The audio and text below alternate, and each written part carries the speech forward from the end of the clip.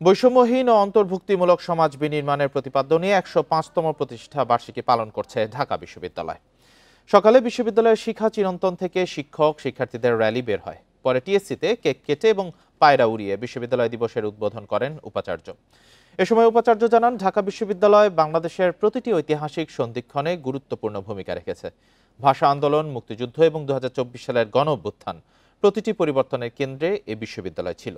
বিশ্ববিদ্যালয় একটি শ্রেণী বৈষম্যহীন সমাজ গড়ে তুলতে কাজ করে যাবে। শিক্ষার্থীরা জানান, ঢাকা বিশ্ববিদ্যালয় আবাসিক সংকট সহ যেসব সমস্যা রয়েছে সেগুলো দূর হবে। শিক্ষা এবং গবেষণায় জোর দিবে, এমনটাই প্রত্যাশা তাদের। ১৯২১ সালের ১ জুলাই ঢাকা বিশ্ববিদ্যালয়ের শিক্ষা কার্যক্রম আনুষ্ঠানিকভাবে শুরু হয়। সেই ঐতিহাসিক দিনের স্মরণে প্রতি বছর বিশ্ববিদ্যালয় দিবস পালন করা হয়।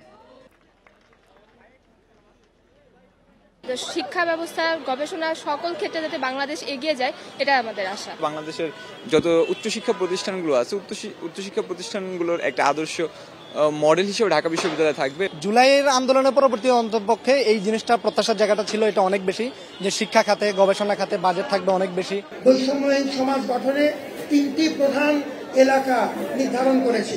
আমাদের গবেষণার পরিসরকে আরো শক্তিশালী করা, আমাদের অ্যাডভোকেসি এবং একাডেমিক কর্মকাণ্ডের মাধ্যমে এই লক্ষ্যকে, বৈষম্যহীন সমাজ গঠনের লক্ষ্যকে এগিয়ে নেওয়ার চেষ্টা করা,